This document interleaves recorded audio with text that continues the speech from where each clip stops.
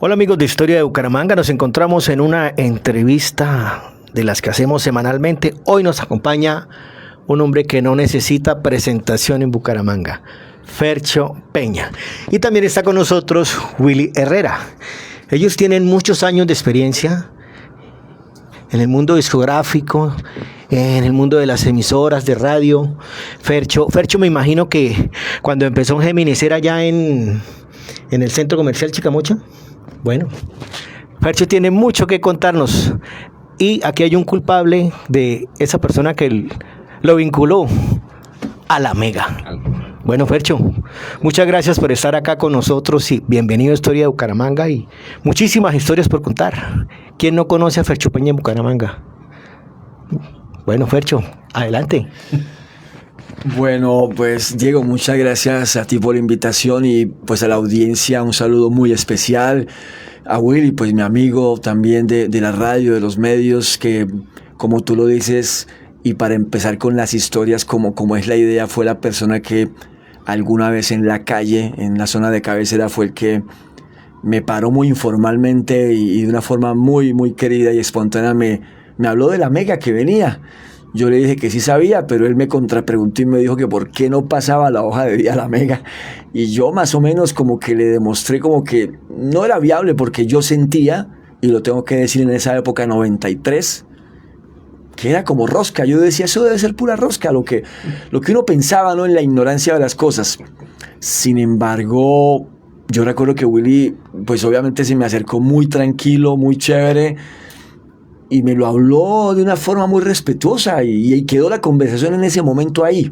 Ahí quedó, me dejó la sensación en la mente, Diego, y cuando llegó a mi casa, pues en esa época no teníamos computador en casa, no existían las redes, entonces en máquina de escribir, que a propósito yo en esa época pues estaba de lunes a viernes generando o desarrollando una gestión como asistente en Radioactiva y los sábados en la emisora Cultural. Y en la Cultural pues mi labor era también crear unos libretos, o sea, escribir, primero investigar, pensar, redactar y escribir, darle un contenido a las historias y luego contarlas en la radio. Entonces ese sábado pues a cambio del libreto pues yo me puse fue también a hacer la hoja de vida para el lunes llevarla a RCN, entregarla y eso fue como en agosto del 93 y pasaron casi 10 meses o un poquito menos para que en el 94 pues llegara esa llamada en donde pues solicitaban la entrevista, asistí y ahí empezó todo el proceso cuando Alejandro Nieto, que venía de Bogotá, para mí la persona que más sabía de radio en Colombia, y lo digo sabía porque infortunadamente falleció de un problema cardíaco muy joven, estaba en Miami preparando unos proyectos con Univisión Radio, venía del grupo Prisa, había sido director de Radioactiva en el formato Planeta Rock y también había sido el director nacional de la Mega en Colombia. Fue el que gestó la idea de la Mega en el año 93 y la lanzó junto con ciudades como Medellín, Bogotá y Cali. Esas 3 ciudades se lanzaron. Yo recuerdo que estaba en la universidad cuando vi por televisión el lanzamiento de la Mega, que lo hizo él en el estudio de RCN en ese entonces, ¿no?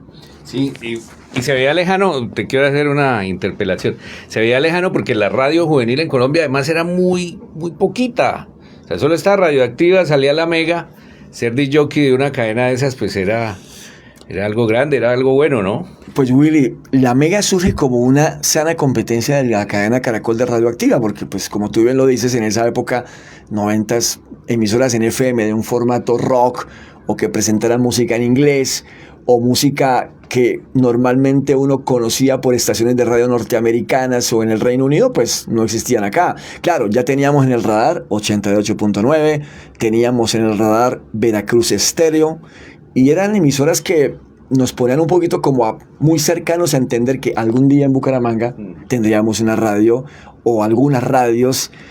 Pero bueno, la alegría no duró tanto, ¿no? Porque la cosa, por lo menos ustedes que nos ven saben que hoy la radio ha cambiado muchísimo y que esa época y aquella época de esa Mega y esa Radioactiva de los 90s, casi 2000, pues no queda mucho, ¿no? El formato Radioactiva avanza, pero lo que nació como la Mega, que era un formato crossover, que era una línea, Diego, distinta a lo que había, inspirados en poder combinar muchas músicas, O sea, no ser rockeros, pero poner rock. No ser una emisora pop, pero poner pop. No ser tropicales, pero poner música salsa, de aquella salsa de Jerry Rivera, de Rey Ruiz, o esa música que hacía Sandy Papo, Proyecto 1, Los Ilegales. No éramos una emisora de música disco, pero poníamos música de Robin S., poníamos música de artistas como Madonna. No éramos una emisora reggae, pero poníamos a Bob Marley. No éramos una música techno ni disco y poníamos a Technotronic, Depeche Mode. No éramos una música en español solamente, pero poníamos Miguel Mateos, Cristina y los Subterráneos, poníamos Soda Stereo. Entonces era una emisora que yo pienso, Willy, que complacía a todos los gustos y nos enseñó a todos a escuchar muy buena música. Y además había una cosa que yo quiero compartirla con la audiencia que nunca se notaba porque en la radio no se veía. Ahora que estamos aquí en vivo que nos ven, pero en esa época no nos veían, no sabían, uno salía a la calle y no sabían quién era ese tipo. Solamente quizá en lo personal, lo digo y no quiero sonar con el tema del ego, pero cuando empecé a presentar eventos y asociarme con la Mega, pues la gente empezó a saber quién era el tipo que hablaba en la radio, ¿no? Pero por otro lado no era. Bueno, es que además fuiste pionero en Canal Tro, ¿no? Tú tuviste un espacio en Canal Tro de videos y un semillero de presentadoras había ahí, ¿cierto? Pues es que Willy, Diego y todos, es que en esa época, por lo menos a mí, yo le voy a tener que pedir permiso a la audiencia para que me esperen unas 10 horas si quieren, porque es que aquí hay muchísimas historias, Diego, aquí hay todas las historias que ustedes no se imaginan. Pidiendo pizza, aburriendo. Además yo tengo preguntas también. Bueno, entonces les voy a contar que a mí me pasó algo muy particular en esta vida de trabajo, que yo siempre, Willy, desde que empezó la historia de los medios, yo nunca pensé, Diego, ni ser famoso, ni pensar que la fama era algo importante para mí. Nunca.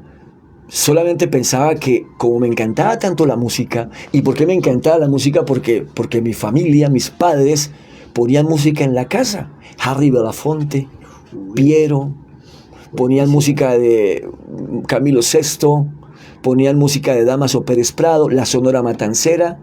Harry Belafonte, ¿cómo no entender que fue el creador de We Are the World? Harry Belafonte, el maestro, el rey del calipso. Pues escuchaba esa música en casa, entonces yo seguramente desde muy niño, pues empecé como a enamorarme de esa música.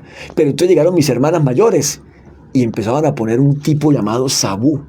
Fue el primer rockero que yo escuché, que no decía que era rock, pero es que ¿sabe por qué era rockero? Porque la música del tipo, que era una balada pop, tenía unas guitarras rock distorsionadas increíbles y un golpe de batería rock, que yo decía, esta música es una nota. Escúchense, por favor, les dejo este reto por ahora y para que lo hagan más luego. Escúchense en Fresa Salvaje de Camilo VI y díganme si eso no es rock.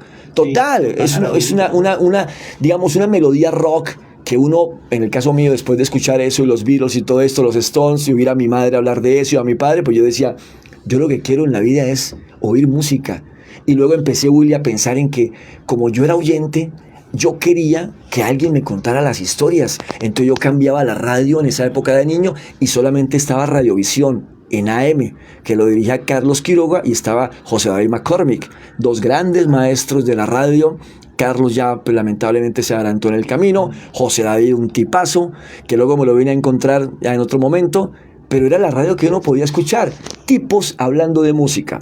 Sin embargo, yo me sentía un poquito más exigente, porque cuando llega la época de la música en español, rock en inglés, en los 80s, de manera paralela yo venía escuchando un tipo en Bogotá, que yo tenía unos amigos, Willy, que me grababan unos cassettes y me los traían a Bucaramanga. Los cassettes eran de Javeriana Estéreo. Aquí no se sintonizaba Javeriana porque no había cómo. Y en Javeriana Estéreo estaba el tipo que para mí es quizá la influencia más grande de la radio que yo he venido haciendo desde aquel momento. Desde aquel momento.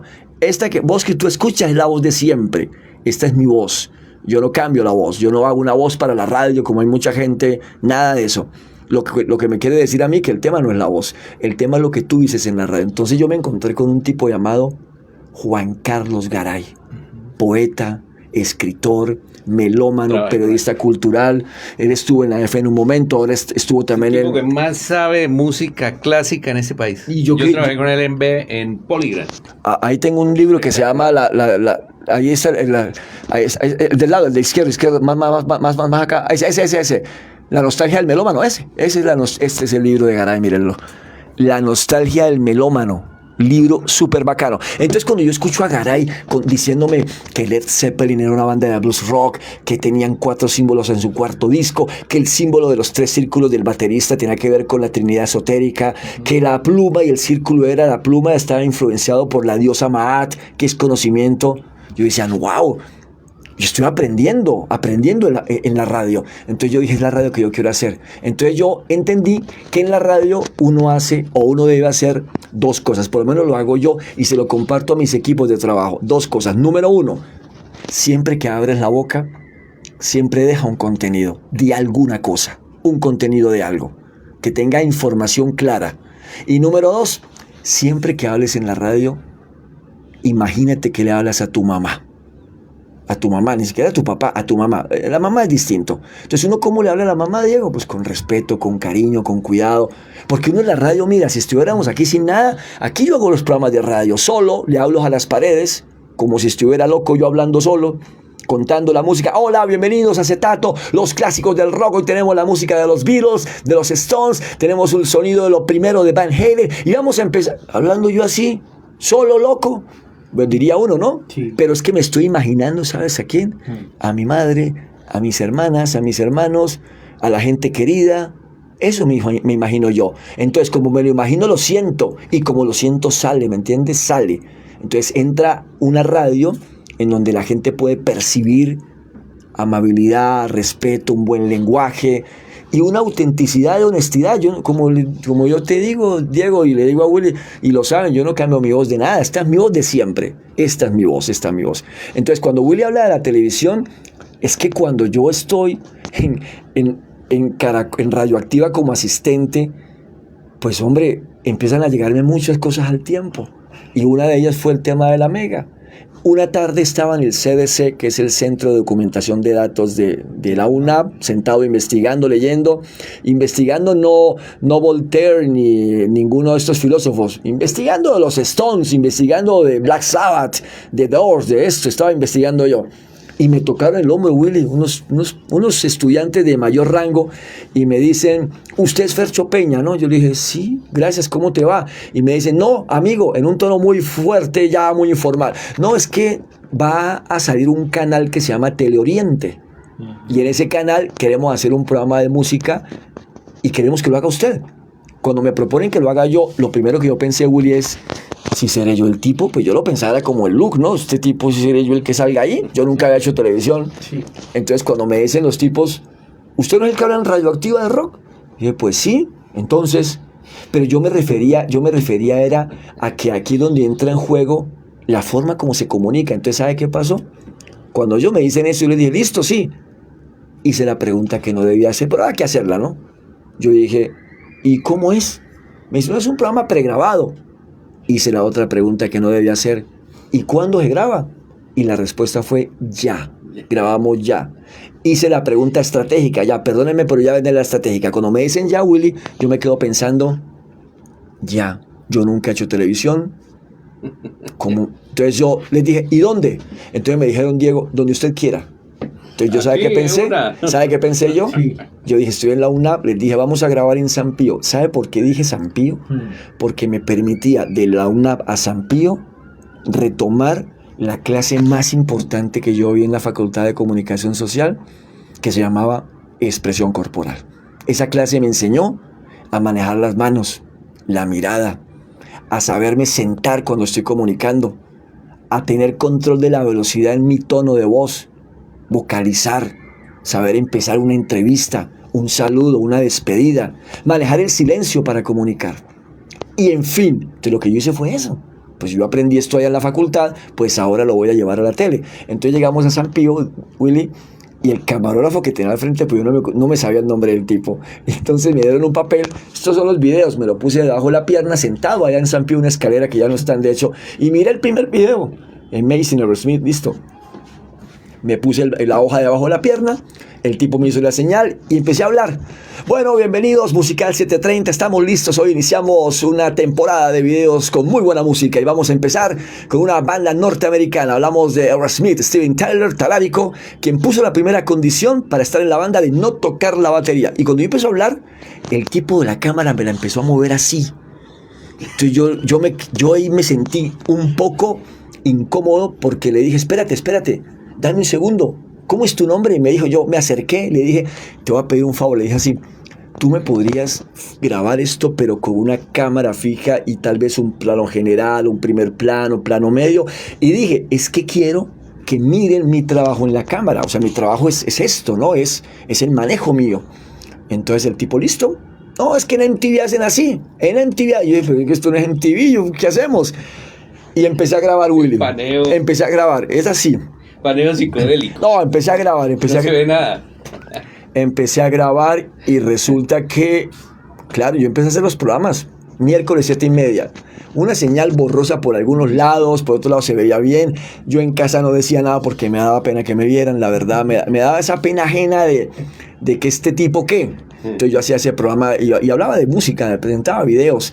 Entonces, resulta que cuando ya estoy en la Mega, cuando pasó todo el proceso de la Mega, que me hago la entrevista, me preguntan un par de cositas y ya quedó en la Mega, suena el teléfono, sonó el teléfono en la Mega y contestó en ese entonces el director, que era Felipe Peña, un tremendo amigo y una gran persona, y me dice, Fercho, un momentito, la típica. Entonces yo, ¿quién es? ¿Que de parte de quién? Entonces me dice, Carlos Rey. Acovisual, yo no sabía, no tenía ni idea qué era eso, y yo paso al teléfono, entonces me dice, Carlos, ¿cómo estás? Me dice, Fercho, ¿cómo estás? ¿Cómo te va? Mira, te saluda Carlos Rey, yo la verdad que te hago esta llamada porque acabo de tener un contacto con Bogotá. Rodrigo Beltrán va a crear un programa nacional en el Canal 1, en donde van a tener corresponsales y en Bucaramanga están buscando una persona, y nosotros hemos visto ese programa que tú haces de música. Y yo le dije, ¿usted ve eso? Me dijo, sí, yo lo veo. ¿Y de verdad? Un televidente. Le dije, no, yo se lo preguntaba porque me daba pena. Yo dije, qué pena, ¿no? En fin, listo. Entonces el tipo me dijo, sí, ahorita te va a llamar Rodrigo Beltrán. Y tú le dirás a ver qué. Entonces, muchísimas gracias, Carlos, muy amable. No, pues imagínate, yo, Willy, no tenía ni idea que era la tele. Nada de eso, no tenía yo no tenía, Diego, la dimensión de eso. No la tenía. ¿Qué pasó? Como a la media hora llegó esa llamada. Rodrigo Beltrán me saluda, me dice, Rodrigo Beltrán, los compongo en contexto, fue la primera que creó los formatos magazine, lo que luego en los noticieros hicieron como esas secciones de farándula. Sí. Listo. Entonces, Rodrigo me saluda y me dice, Fercho, ¿te puedo decir Fercho? Sí, a mí me dice Fercho todo el mundo, a mí Fernando no me dice nadie. Es que me han dicho que tú has hecho televisión en Bucaramanga. Entonces yo le dije, pues mira, yo he hecho unos programas de música, pues así como que, pero... Entonces me dijo la frase que conectó con la realidad. Escúchenme la frase. ¿Tú tienes algo grabado para ver? Adivinen qué les mostré. ¿Se acuerdan de San Pío? ¿Esa grabación? Sí. Pues yo me acordé, claro que sí, yo tengo. Y me dijo esto. Bueno, yo de todas maneras te advierto, tengo 5 videos de Bucaramanga, no te confirmo nada. No te preocupes, Rodrigo. Le mandé el video en VHS, Betamax o VH, me acuerdo que era algo así, ese formato. Listo. Diego, como a los 3 días, Willy, me llama a la Mega, era el tipo y me dice, después de que me saluda, me dice, Fercho, usted es el tipo. Así me dijo, usted es el tipo y no se preocupe porque ya hablamos con RCN, nosotros somos TVCine, no pasa nada, vamos a trabajar de manera conjunta, no hay problema. Te esperamos en Bogotá la otra semana, tus tiquetes ya están listos, y me contó todo. Entonces empecé a hacer la radio en la Mega y la televisión en el Canal 1 todos los viernes, grababa el miércoles en la noche, pero con lenguaje de directo. Hola, buenas noches, bienvenidos desde Bucaramanga. Les queremos contar que hoy viernes tenemos una jornada fantástica de cultura. Vamos a ir al Teatro Cine Riviera, donde vas a ver la película, y así. Era hablar como si estuviéramos en directo. Y yo y nuestro equipo de trabajo tenía libreto que le dábamos cambio a las ciudades. Resulta que yo llego a Bogotá, a la reunión de trabajo, me recibe Rodrigo y me dice, 20% del equipo. Mira, él es Felipe Arias, viene de Manizales. Felipe hoy es el que presenta el noticiero en RCN. Cuando Felipe supo que yo estaba en la Mega, me dice él de entrada, Fercho, ayúdame a entrar a la Mega, yo quiero estar en la Mega, que no sé qué, habla con Alejandro, listo. Luego me dice, ella, te la presento, es Lizeth Maecha. Lizeth fue reina de Colombia, la que se encarnaba de Bogotá. Te presento a esta chica que está empezando en el modelaje, Natalia París. Entonces empezamos a hacer un equipo de trabajo súper, y y grabamos de hecho un comercial, que yo salía caminando por la calle en Bogotá, caminando informalmente, yo decía algo así como esto, a ver si me acuerdo. Hola, soy Fercho Peña y quiero contarles que desde Bucaramanga estaré todo que ver, los espero los viernes, chaos. Entonces ese comercial salía los viernes, escúchamelo, a nivel nacional, o sea, yo que me iba a imaginar que iba a estar yo en la televisión nacional. Entonces en la universidad, cuando yo andaba por ahí en la UNA, me gritaban todo que ver, porque el programa se llamaba Todo que ver, todo que ver, todo que ver, me molestaban con eso, pero yo, sano, yo no, bajo perfil, no decía nada. Y entonces pero empezó... Era una buena molestia, o sea, que lo molesten a uno por un programa nacional en televisión. Pero lo digo porque yo, pues, además como que bajo perfil, yo no decía nada. Entonces, fíjate esto por eso te contaba, la radio toda la semana, el viernes la televisión, y luego aparece Vanguardia Liberal casi que de una vez, que hiciéramos la página del rock los sábados y a escribir en las páginas. Entonces empecé a estar en los medios de una forma simultánea, radio, prensa y televisión. Pero todo, quiero contárselo, todo era coherente con mi forma de pensar este trabajo, con mi forma de entender para qué estamos en los medios. Nunca, jamás me olvidaré lo que me dijo un día Iván Darío Montoya, que fue mi profesor de prensa en la UNAM, que también estuvo en la UIS, varios proyectos. Iván Darío me sacó un momentito de la clase un día y me dijo, yo sé que a ti te gusta, pero quiero que sepas, me dijo así, que la radio no te va a dar dinero. Sí te puedo dar una importancia en generaciones, en ciudades. Entonces yo obviamente en torno a eso entendí y muy claro se ratificó que yo no vengo por plata. Es que a mí me han pagado en muchos lados, pero en muchos lados tampoco me han pagado. Y yo no hago por plata esto. Pues que me paguen, bendito Dios, pero si no, pues desde que yo sea feliz, Diego Willy, pues no pasa nada, ¿no? Entonces digamos que eso a grandes rasgos ha sido como esa maqueta. Y estando en la radio, empecé a demostrar una notable preocupación por la juventud. Entonces usé la radio para orientar, guiar las generaciones en contextos de comportamientos, en estilos de vida.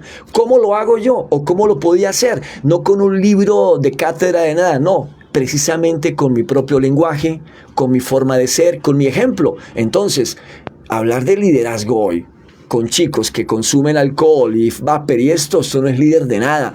Hablar de que tenemos excelentes rendimientos académicos, pero malas personas, tampoco funciona. Entonces, empezamos a crear contenidos en la radio acordes con la búsqueda de proteger los jóvenes. En Radioactiva, cuando estaba en Radioactiva en 1990-91, creé una figura llamada corresponsales activos. Cada colegio tenía un corresponsal y ese corresponsal nos hablaba en vivo desde un teléfono por primera vez. Escúchamelo tú que me estás viendo, por primera vez en la historia de la radio, y te lo puedo sostener. Yo no me inventé la radio, te lo digo, pero eso sí me lo inventé. Por primera vez, los jóvenes participaban en la radio, con una radio y contenido guiados, preparados, con formación. Entonces, nosotros no oíamos cumpleaños del colegio tal, no escuchábamos rumbas de tal colegio, no. Nosotros hablábamos del gobierno escolar, del ICFES, del Gin Day, de la formación en valores de los chicos, de las campañas de ecología en los colegios. Hablábamos de eso y promovíamos para que esos corresponsales fueran los líderes en los colegios y entendiéramos por primera vez en la historia de Bucaramanga que a través de la radio sabíamos qué pasaba, Diego, Willy, en el INEM, sí, en la Normal, en el Santo Tomás, en el San Pedro, en los colegios de Bucaramanga, porque antes no había cómo saberlo, porque nadie lo comunicaba, nadie lo decía. Entonces, fíjense que ese proceso de radio me permite a mí en el tiempo crear una marca como esta, School Radio, que es una marca que hace varios años está encargada de promover, formar, preparar y entrenar a la persona, a las gentes, en algo que conocemos y tenemos que formarnos en comunicación asertiva. Entonces eso es básicamente, y lo que vengo haciendo repartido entre mis dos pasiones, la radio, no solamente desde la música. A mí me han preguntado, Fercho, pero tú también haces entrevistas. Claro, me la pasé casi 13 años haciendo un programa desde las 5 de la mañana hasta las 9, entrevistando gente, y otros 6 desde las 6 de la mañana hasta las 12 del día, entrevistando todo tipo de personas. Claro que sí, claro que sí. Claro, hablo de música, pero también desarrollo programas de contenido enfocados en información. Cuando llegó pandemia, creamos un programa llamado En la Radio durante varios tiempos, que fueron 87 jueves. Calcula cuánto tiempo son 87 jueves, casi 2 años, o un poquito, algo así. Teníamos un programa de 1 hora y cuarto con 10 invitados todos los días, 10 invitados todos los días, bueno, todos los jueves, hablando de lectura, deporte, nutrición, entretenimiento sano, música, talentos, festival de esto, de todo hablábamos ahí. ¿Y por qué hablábamos? Porque veíamos importante que las audiencias se enteraran de lo que estaba pasando. Nosotros, por lo menos yo no soy una persona para hablar de moda, de rumbas, ese no es el tema. Para eso hay otras cosas que la gente se puede enterar.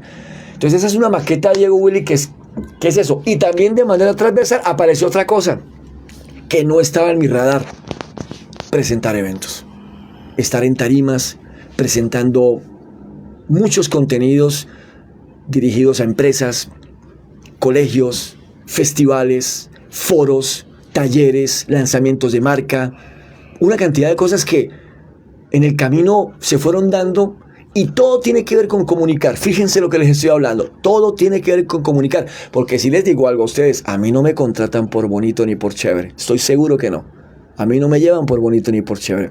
La primera vez que yo presenté un evento, Willy, ¿sabe quién presenté? No me olvida nunca, Café Moreno. Fue la primera vez que yo estuve frente a un público. ¿Sabes cuánto me pagaron? Me pagaron 50,000 pesos. No, pero es que lo cuento porque eso fue en 1994. 50,000 pesos me parece. Era García. Claro, Dana, Zulu. ¿Se acuerda que hacían un programa? Claro. Y ese grupo estuvo repegadísimo. ¿En dónde fue? Eso fue en la casa de campo del Club Campestre. Entonces, claro, yo en la tarima, y tuve una cierta ventaja más o menos, que siendo en Bucaramanga o estando en Bucaramanga, pues aquí esta es una ciudad pequeña que muchos nos conocemos. Entonces yo me sentía un poco como en la sala de mi casa, con gente conocida al frente mío. Entonces, chévere, porque estaba haciendo un evento para la gente. Ese fue mi primer programa, el primer proyecto que yo presenté, que luego se catapultó para otro. Entonces, ayer estaba presentando un evento en Cantillana, presentando un proyecto, una actividad llamada Habilidades para la Vida. Tema: comunicación asertiva, hablando con las estudiantes en un proceso muy chévere de formación. Y así estoy en todo esto. Entonces, pues, por eso les decía que se paren como hasta las... Concierto, ¿cierto? 11 de la ¿Tú noche. presentaste qué concierto en el Velódromo? Me acuerdo, Vilma Palma, creo. Yo presenté... Soda. No, yo presenté... Diego creo que tiene algo. Bueno, que... pregunta, Diego, para que... Sí. Es que no me puedo ir sin hacer esta pregunta. O sea, si no puedo seguir adelante, no me puedo concentrar. No, pero es que esta pregunta la tengo que hacer. Fercho Peña, Kissman, la pregunta es: de su amplia discografía de Kiss, ¿cuál fue el álbum que lo enganchó a usted? Cuando usted descubrió a Kiss, ¿con cuál álbum fue? Le voy a contar el mío. Le voy a contar el mío a los amigos y Fercho, que conoce a Kiss.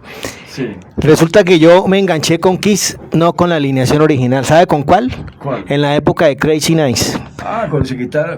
Con Kulik y con Eric Carr. Pero, ¿cuál fue el álbum que usted descubrió a Kiss? Bueno, yo descubrí a Kiss cuando tenía 11 años. Y lo descubrí con un álbum llamado Destroyer, que de hecho no era un álbum. Bueno, esta es una recopilación que es otra historia. No, lo vi ahí y lo saqué. Pero yo lo descubrí en la época en que también teníamos el formato cassette. Entonces lo que hice yo fue copiar ese cassette a un cassette que uno compraba, la caja en San Andresito de 10 cassettes, que costaba 1,000 pesos. Esa caja costaba 1,000 pesos en San Andresito, venían 10 cassettes. Sí. Entonces, con ese disco fue... ¿Pero quién le presentó a Kiss? No, es que yo... No, ¿casual? No, lo que pasa es que no. En esa época yo estaba en un entorno de deporte, del deporte. En el deporte era un deporte competitivo que era natación. Entonces tuve la fortuna de conocer gente que también, además del deporte, pues digamos que practicábamos natación, nos gustaba el fútbol y empezaron a gustar la música, nos gustaba.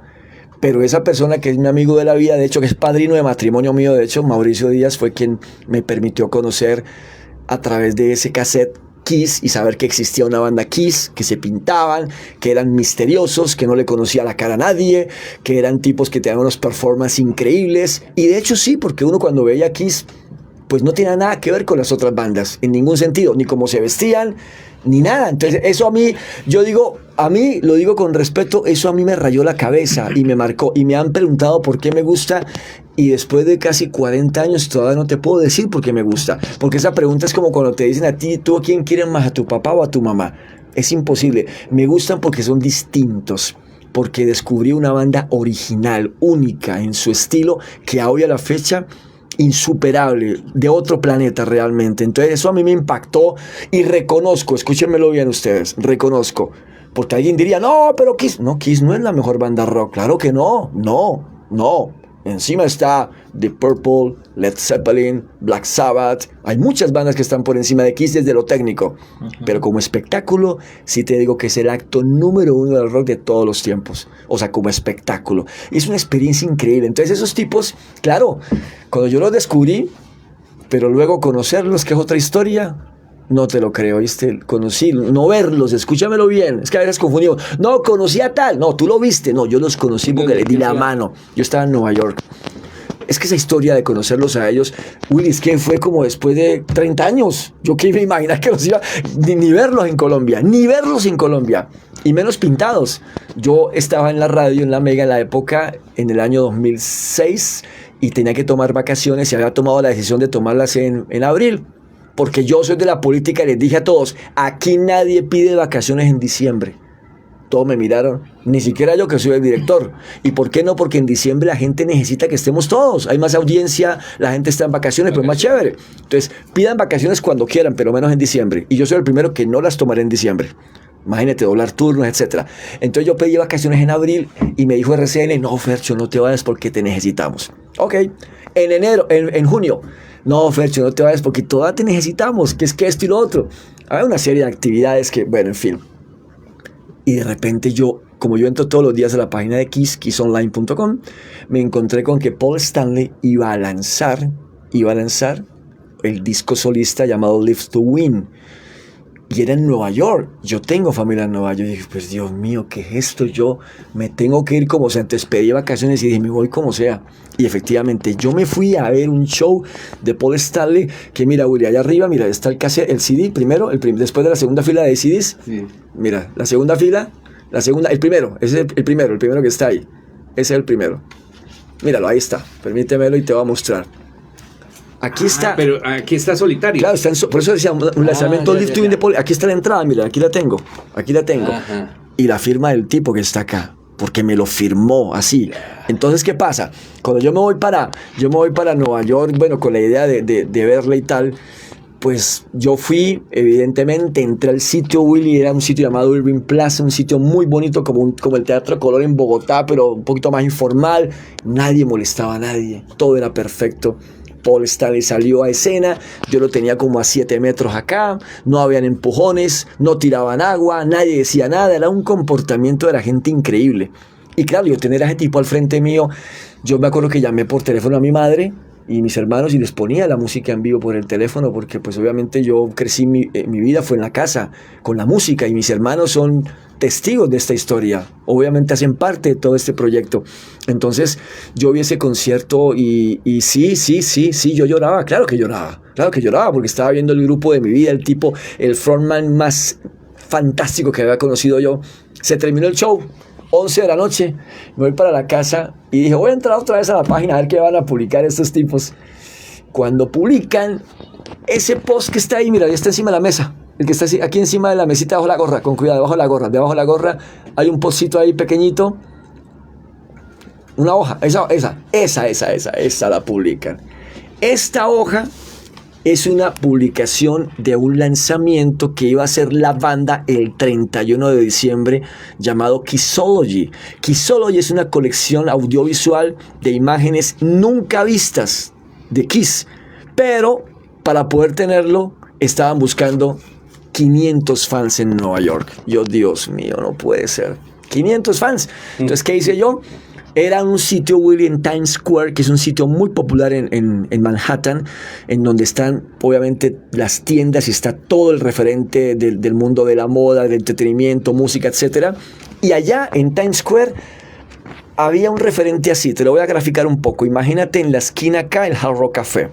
Al lado, los estudios de MTV, larguísimos, grandes. Y al frente había una tienda llamada Virgin Records. Una tienda, para que entiendan, hagan de cuenta un centro comercial mediano, pero solamente de música. Solo de música, discos, cassette, CDs, DVDs, libros, camisetas, póster, lo que tú quieras estaba allá. Ahí era que se presentaba ese lanzamiento. Entonces yo, obviamente, lo que hice fue irme más o menos como a las 2 de la mañana. Y de repente, pues, cuando yo llego allá a Times Square, me fui grabando eso, Diego. Yo me fui con una cámara así, subjetiva, grabando, pero con un temor, Willy, de que no aplicar entre los 500, porque había que llegar a la línea, a la fila. Cuando yo llego allá y medio miro un poquito tímidamente, yo, wow, qué nota, yo quepo ahí, y me metí a la fila. A la fila me metí como a las 3:30 de la mañana. A las 8 abrieron la tienda, entramos todos en orden perfecto. Yo adquirí la colección Quizology y me dieron una manilla y me dijeron, nos vemos esta noche, see you tonight. Yo, ¿qué? ¿Cómo así? Entonces volví por la noche. Lo que yo no sabía por la noche era que los tipos Paul y Gene iban a estar ahí, y era como una especie de meet and greet, en donde poco a poco en esa fila yo me fui acercando hasta que los tuve aquí ya, así, y me firmaron y nos saludamos, nos dimos la mano, un par de conversaciones muy cortas porque era todo muy rápido. Yo le dije a Paul Stanley, Paul, thank you for all, I saw your show yesterday.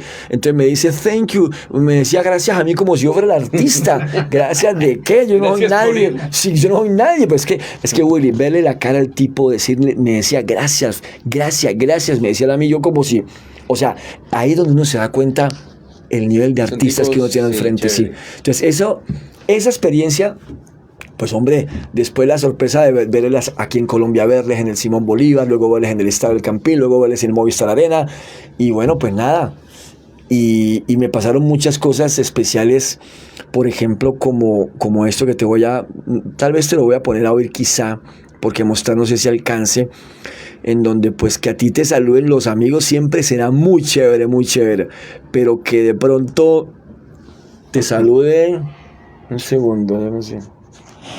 Hello, Fercho Peña. This is Eric Singer of Kiss, and I'm here with Tommy Thayer. Hey! We just played in Mexico City, and we want to say thank you so much for being such a great, loyal fan for 30 years, okay? Woo-hoo! You're a great fan. Peace. Él es Eric Singer, el baterista de la banda de Kiss, saliendo del show de México el año pasado, antepasado, y a través de un amigo muy querido, pues que le contó que tenía un amigo en Colombia fanático y loco, que ese soy yo. Entonces Eric Singer pudo enviarme ese saludo así de un gesto, ¿no? Sí, de un gesto chévere. Pero no de los originales, ¿no? Él es el segundo, él fue el tercer baterista. Él estuvo en Black Sabbath. El primero fue Peter Criss, el segundo fue Eric Carr y el tercero fue Eric Singer, ¿no? Sí, me parece, bueno. En ese álbum de Revenge, el del 92, la batería del hombre me parece buenísima en ese álbum. Pues yo también llevo escuchando a Kiss hace apenas 2 semanas, 40 años. Sí, entonces también con Fercho hasta podemos hacer un especial de Kiss. Sí, pasado metalero metalero, rockero y vallenatero. No, pero quédate, ya te para decir, sí. Sabes que a mí no solamente, bueno, sí me gusta Kiss, que es otro capítulo, Diego, pero a mí me gustan muchas bandas. Sí, no, igual también, ¿no? Debemos hacer un especial de muchísimas de las bandas que escuchamos. De hecho, Fercho, pues mucha de la música que nosotros escuchamos en las emisoras fue lo que usted presentaba. Alguna vez que usted publicó, yo le escribí un álbum también que, bueno, son muchos porque es imposible uno reducirlo a pocos, pero Europe, Final Countdown.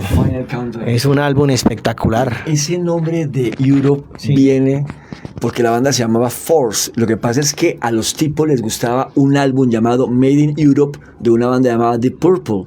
Entonces los tipos lo que hacen es decir, como a todos nos gusta, pues nada, pongámonos Europe. Y la banda se llama Europe, es por eso. The Final Countdown, es por eso.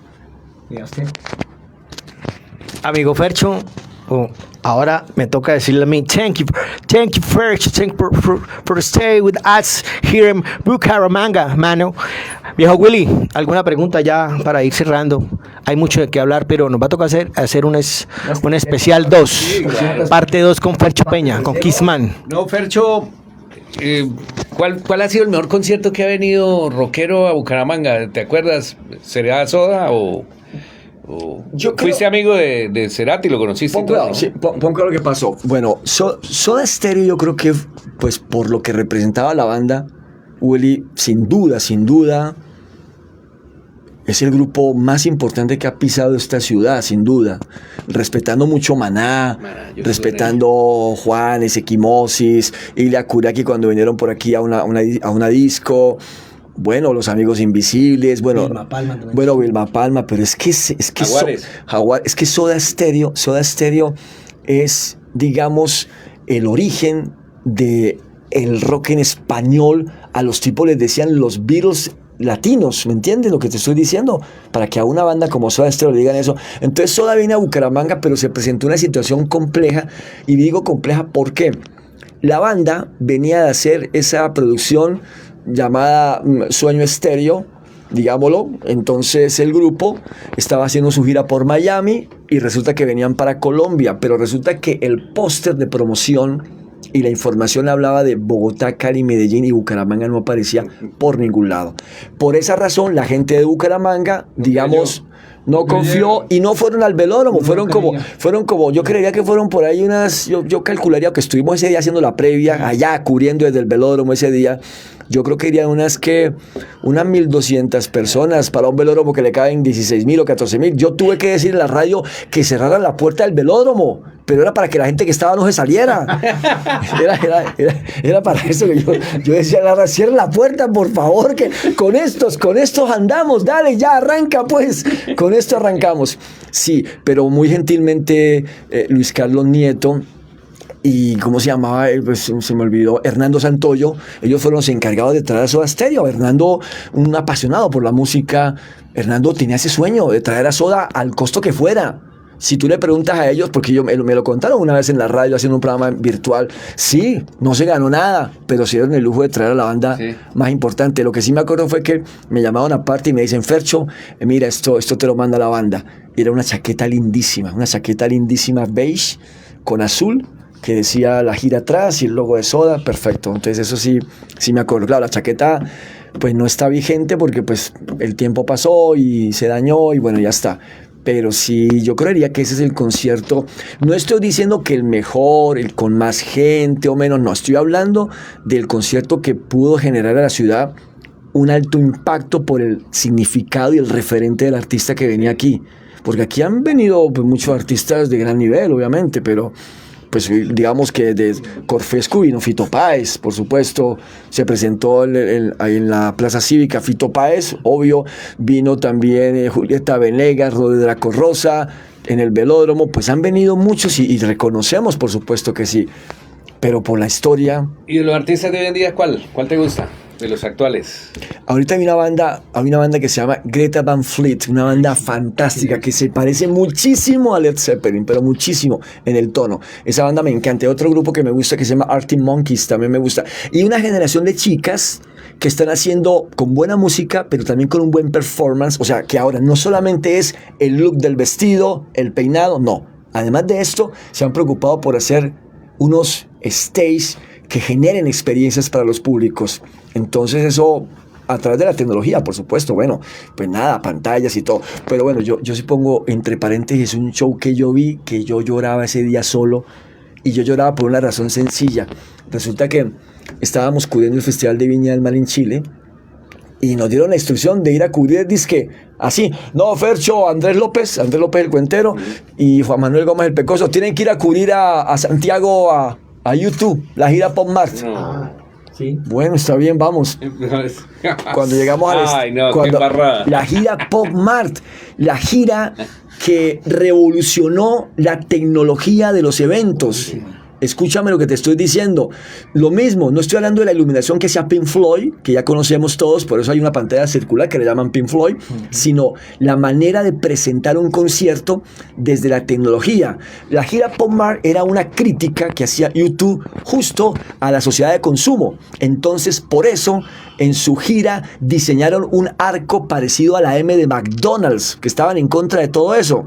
Y también recuperaron la esencia del sonido discotequero. En la mitad le pusieron una bola de discoteca, etc. Pero resulta que llegamos al Estadio Nacional de Santiago y en la previa afuera, llegamos como a las 4 o 5 de la tarde, nos fuimos de camino por tierra de Viña a Santiago, en un carro. Fercho, aquí estaba, aquí Andrés López y el Pecoso, contratamos un auto. De camino, hicimos una parada en un market, bajamos a tomar algo y en la televisión estaban presentando el partido Chile-Inglaterra. 3-0 ganó Chile-Inglaterra, 3 goles de Marcelo Salas. Entonces, Chile es un país un poco parecido a Colombia, futbolero también, muchísimo fútbol. El fútbol es importante para ellos. Entonces, claro, cuando llegamos al Estadio Nacional de Santiago y yo teníamos una camisa, en ese entonces la identidad de RCN era amarilla, RCN, la radio de Colombia, y llegamos y yo veo que no hay nadie como en el estadio afuera. Entonces pensamos, claro, con razón, claro, se inaugura Viña y está el concierto y la gente se quedó con Viña. Pero efectivamente te voy a contar algo, no había nadie afuera, pero cuando vamos entrando, ese estadio parecía una cobija roja, absolutamente, 70,000 almas, y creo que los únicos 3 de amarillo éramos nosotros los 3 los colombianos. Entonces, claro, cuando yo empiezo a ver eso y vi la pantalla, la famosa pantalla que es tan ancha como, escúchame esto, como una cancha de fútbol, ancha como una cancha de fútbol. Haz de cuenta, de córner a córner, así la pantalla. Gigante, era una pantalla LED. Entonces al principio, a las 5 de la tarde, que estaba todavía claro, Willy, se veía apenas titilar con un bombillito. Y yo mismo te lo confieso, yo decía, no, pero tanto que hablaron de la pantalla de queso, esa pantalla que eso qué, de queso, ¿para qué? Yo mismo decía eso. No, pero cuando empezó ese concierto, empezando porque Bono, él no arranca de atrás como es tradicional los artistas. El tipo se mete en la zona de VIP entre la gente y la seguridad le está haciendo un cordón para que él pase. Claro, la gente se enloqueció cuando vio que estaba el hombre ahí y de repente Bono venía con una especie de chaqueta de boxeador, moviéndose así y metiéndose entre la gente y detrás todo, Diez, Adam Clayton, Larry Mullen, y se sube por el frente del escenario y se sube y todo está milimétricamente preparado. Le entregan el micrófono y el tipo solamente coge la mano y hace así, coge el micrófono, perfecto todo, y arranca el show. No, cuando arranca esa pantalla y empiezan esas luces, yo decía, no, ¿esto qué es? Es un impacto visual. Pero ¿a qué voy yo con algo? Ya la tercera canción te decía que habían lágrimas, es porque me parecía tenaz que en mi país, en mi ciudad, no viviera cosas como estas. Espacios vacíos, conciertos con poca asistencia, una tecnología con todo respeto a veces de 3 pesos. Esto no es. Entonces yo viendo eso, y ahí también puedo confesar, Willy, que a mí me gustaba YouTube, pero me hice fanático de esos manes cuando vi eso, que eso me conmovió muchísimo. Me conmovió eso. Espectacular. ¿Cómo será que nos preguntaban el otro día? Bueno, estábamos en el Mañanero en ese entonces, en la estación terrena de Santiago, de Viña, y nos dicen, bueno, anoche se presentó YouTube en Santiago. ¿Cómo les fue, Andrés, Fercho, Pecoso? No teníamos, estaba todavía conmovido, realmente en serio estábamos conmovidos. Cuando veníamos del viaje por tierra otra vez, Willy, Diego, de Santiago a Viña, que es más o menos casi 40 minutos largos, no hablábamos, era como una pregunta, no es posible que hayamos visto esto, no hablábamos, era increíble esto, la verdad que era increíble. Qué bien. Pero bueno. Mi querido Diego. ¿Que seguimos hasta qué hora? ¿Hasta las 3 de la mañana? Sí tenemos que hacer una pregunta. un especial, pero ahora Fercho me va a preguntar a mí, señor. ¿Alguna pregunta, Mr. Lion? No, yo quería saber si tú esperabas que esto fuera así, ¿no? Porque esto... Sí, claro, no. Con Fercho veníamos programados. Con Fercho veníamos programados que es de tiro largo, porque es que es mucha información la que nos tiene que compartir. Además, estábamos desde el año pasado agendando, ¿sí? Y bueno, se dan los momentos. Pero ya por hoy nos vamos, pero con Fercho seguimos. De hecho, Fercho, ya a usted le hice una promesa de un regalo que le voy a traer. Ya le dije. un dominó De Kiss. de Kiss, Kissopoli. Ah, caramba. Sí, está Lo en el tengo. catálogo, está en el catálogo de ellos. Entonces, pues, imagínese, ¿a quién más se lo regalo yo que lo va a valorar que a Fercho Peña? Muchísimas gracias. Entonces, Fercho, muchísimas gracias por aceptar nuestra invitación. Willy también, con Willy también conversamos mucho, hablamos mucho de entretenimiento, de eventos, de muchas cosas, del pasado. Para nosotros, pues, satisfactorio que hayamos logrado por fin encontrarnos los tres y poder sacar adelante esta entrevista. Y bueno, yo he visto lo que hace con esto y también lo que hace los sábados con la cultural. Yo lo escucho cuando, a veces no me acuerdo, pero a veces cuando estoy conectado en el computador me acuerdo y lo pongo una invitación porque ese programa es buenísimo, Fercho, sobre todo para la gente que no escucha radio un sábado en la tarde. Lo que pasa es que Acetato es un programa que es una réplica de lo que hice en su momento en La Mega con el archivo de La Mega, luego en la U Radio con los clásicos de la U, y ahora Acetato, o sea que de hecho uso la cortina es lo que acompaña cuando uno está hablando, y esa cortina es la que me acompaña desde el archivo de La Mega. Entonces yo lo hice estratégicamente para que esos oyentes que ahora, hoy, escuchan Acetato, tengan ese recordar y dicen, este tipo, claro, el de La Mega, claro, lo que hacíamos. Y es lo mismo, es hablar de música, contar historias de música, datos, fechas, anécdotas, y hacer un reloj musical que te permita a ti viajar por los 60s, 70s, 80s y 90s, que es música que hoy pues por ningún lado. Alguien me decía, no, pero Fercho, es que todo está en Spotify. Sí. Mira, tú puedes encontrar miles de cosas, pero es que la radio, escúchame esto, la radio es una conexión, es un contacto, es un audio que alguien te cuenta y te lleva a algún sitio. Poner música cualquiera, pues claro que sí. De hecho, yo oigo radios y cuando yo no oigo a alguien que no me dice nada, me aburro, quito eso. Yo quiero a alguien que me cuente una cosa, que aprenda yo alguna cosa. Entonces eso es Acetato, como tú lo dices, Diego, pues cada sábado de 4 a 6. Ya este año cumplimos 8 años haciendo ese Acetato, todos los sábados de 4 a 6 de la tarde. Como yo digo, con las historias que no te enseñan ni en el colegio ni en la universidad. La historia del rock, eso es. ¿Y sabes por qué lo digo, William? Porque yo siempre me soñé algún día que en el colegio nos dieran historia de rock, historia de música. Así como la película. Sí, claro. Sí. Entonces, ¿cómo se llama? ¿Jack Black? Sí, Black. Entonces, no, mira, primero, Diego, quiero agradecerte profundamente este momento. Muchísimas gracias, eres muy amable. Quiero agradecer a la gente que nos ha acompañado. Muchas gracias por su compañía. Es muy especial tener este contacto con todos ustedes para compartir lo que muchas veces en la radio no decimos, porque en la radio hay cosas que no contamos, no porque no querramos, sino porque nuestro trabajo tiene otra punta de lanza, que es hablar de música y no es hablar de cosas personales. Pero evidentemente hay cosas que hay detrás de cámaras, como decimos nosotros, que mucha gente no sabe. Entonces, Diego, mil gracias, mi hermano, por este momento. Muy amable por venir. Este es mi estudio. Muchas gracias. A Willy, hermano querido, gracias por la compañía. Un tipazo, muy querido siempre. Un hombre también de los medios, de los eventos, de los artistas. Un tipo que conoce este negocio y lo conoce como se debe conocer, con el respeto que merece un artista y una audiencia. Entonces, qué bueno que nos hemos encontrado y bueno, con ustedes que espero que nos volvamos a ver para empezar a contar historias, porque no hemos contado nada, la verdad. No hemos podido contar nada aquí, porque no hemos contado nada todavía, Diego, te lo digo. Nos faltan como 10 especiales. Pero sí tenemos que hacer otro encuentro. Bueno, amigos de Historia de Bucaramanga, ya por hoy nos vamos. Gracias y hasta pronto. Chao.